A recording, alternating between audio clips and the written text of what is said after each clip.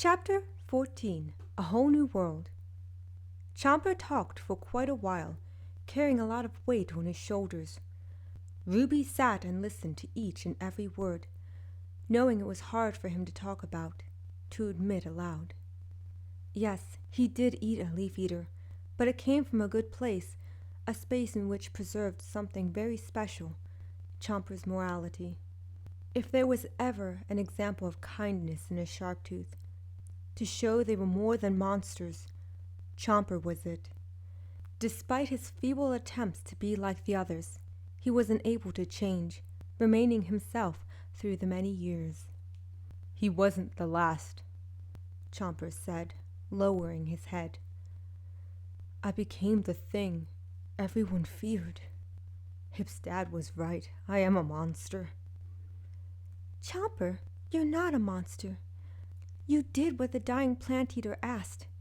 You protected, helped them, till they took their final breath. Any other would have killed them on the spot, but not you." She placed her hand to his lower jaw, gaining his focus. "I don't understand how, or why, but you have a big heart, Chomper. Care in ways that many don't. In fact, I dare say, you're nicer than any leaf-eater I've ever met. It's what I find most interesting about you. Where most see a killer, I see a gentle giant, a dear friend." "Thank you, Ruby." He embraced her, glad to have her in his life once more. "Now, let's get some rest." Ruby patted for him to lay down, nuzzling against him. They fell asleep, lulled by the soothing flow of water. By the next day they rose, Chomper walking out from the beach to eat some fish that swarmed around. Ruby watched on the shoreline, enjoying the warm sand against her skin, smiling for reasons she didn't know. All she knew was she found her gaze on Chomper, who rose to shake the water from his skin, having a glint from the light. He sure got big, tall, with muscular legs, feeling her breath quicken, while her eyes never left his chiseled body. That muzzle, the square chin, sharp yet tender eyes, orbs that pierced her to the core. She never felt so warm, heated by the very sight of someone, at least not the way she was in that moment. Moving to dip her feet into the cool water, she tried to get her senses together. Chomper shook himself and joined her on the land, getting the feeling she was uncomfortable. With an arched brow, he leaned down, worried she was getting sick. "Ruby, are you all right? Your face is red, and you seem uneasy. Are you bothered by what I told you?" "I'm fine. Well, I'm good." Ruby spoke quickly and nervously. "Okay. You want to go for a walk?" "Sure, a stroll sounds nice." Ruby moved and found Chomper's pace matched her fast walk, staying side by side. While Chomper knew the island well, it was new to Ruby, Chomper taking this time to show her around. Holding a limb or two aside, accidentally snapping them, he smiled sheepishly and let her pass. With a grin, he scooped her with his muzzle, where she slid down his neck to ride upon his back. She was able to see a good deal farther and higher, given he was towering. "I can show you the world, shining, shimmering, splendid. Tell me, Ruby, now when did you last let your heart decide? I can open your eyes, take you wonder by wonder, over, sideways, and under, on this mysterious island, a whole new world, a new fantastic point of view. No one to tell us no, or where to go, or say we're only dreaming. A whole new world, a dazzling place I never knew. But when I'm way up here, it's crystal clear.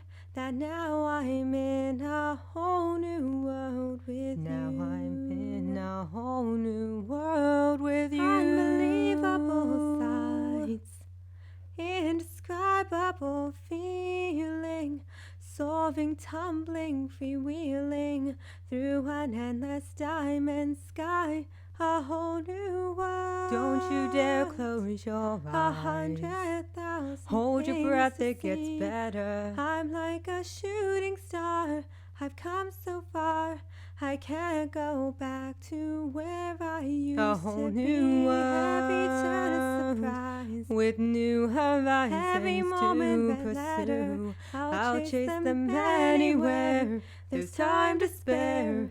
Let me share this whole new world with you.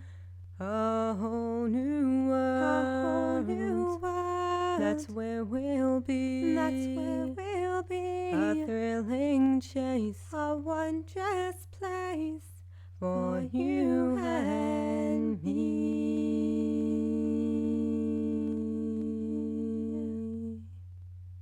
For Ruby, it was incredible, seeing all sorts of plants, flowers unlike any other. There was something truly magical about the island, untouched by plant eaters, and allowing the place to flourish. Chomper was eager to share with someone, especially someone who'd appreciate its majesty and beauty. They came upon a cluster of flowers, red in color, glowing from a thorn-covered stem. Squatting to let Ruby down, she slid off and stood back while he rose. Check this out. Chomper went to it and plucked one, offering it to Ruby. Here, Ruby. For you, a flower that is close to your own beauty. Beauty? Me? Ruby wondered, taking the lovely flower and sniffing it. It's wonderful, so sweet in smell. Everything here is wonderful, Chomper. Thank you for sharing it with me. Of course, Ruby. This place is rather large, even for someone as big as myself. Just wait till I show you other parts of it. Why, there was this one area that had horrible-smelling plants where I hid my friends from my parents. Chomper stopped, rethinking that place. On second thought, there's probably better areas to show you. So long as we're together, Ruby said, seeing Chomper's face grow red. You mentioned I was beautiful. Do you really think that I am? Not to be vain, it's just I never saw myself in that way, and, I'm rambling now. No, I meant it. You've grown into a fine adult, Ruby.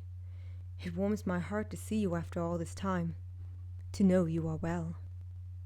You're handsome, too. He laughed, revealing his sharp teeth.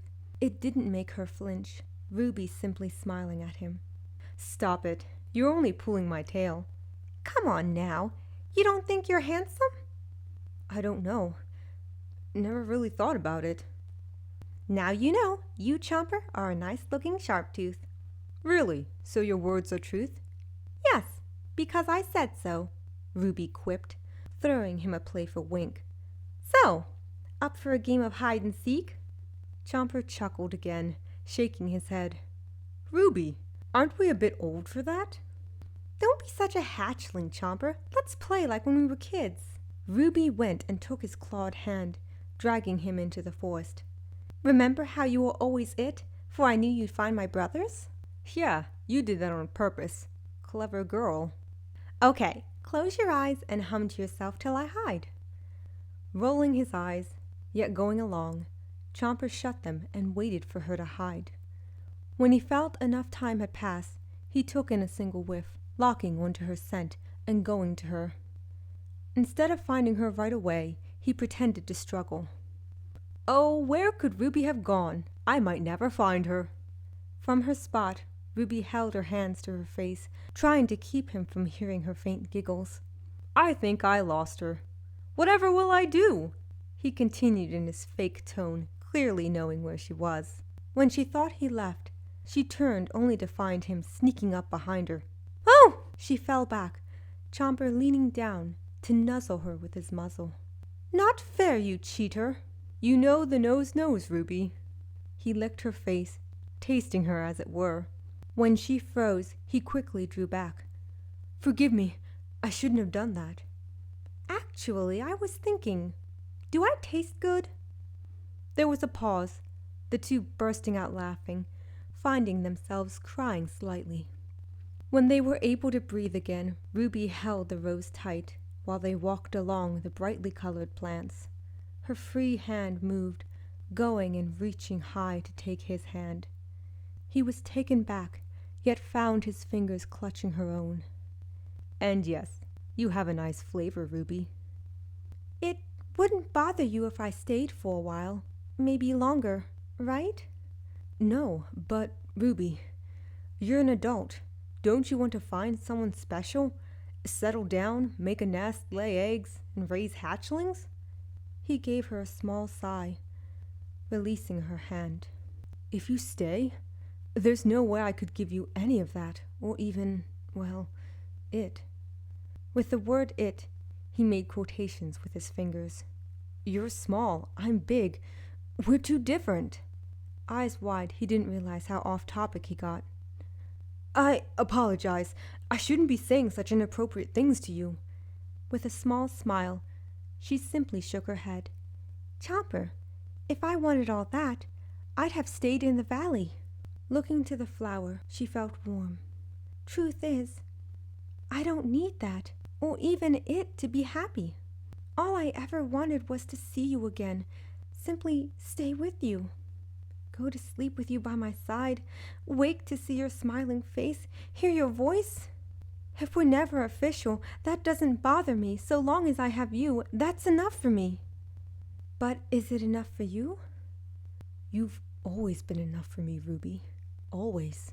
Bending over, he gave a gentle nuzzle, purring slightly when she burrowed in return. Back to the ledge they went, Chomper laying down while Ruby cuddled close to him. He wrapped his tail around her, wanting to keep her close and never let her go. While they never really confessed their feelings, it was clear the future they saw, one where they'd remain by each other's side. "Sleep well, Ruby," Chomper whispered. "You too, Chomper." The pair nuzzled noses, staring in one another's eyes till they fell asleep.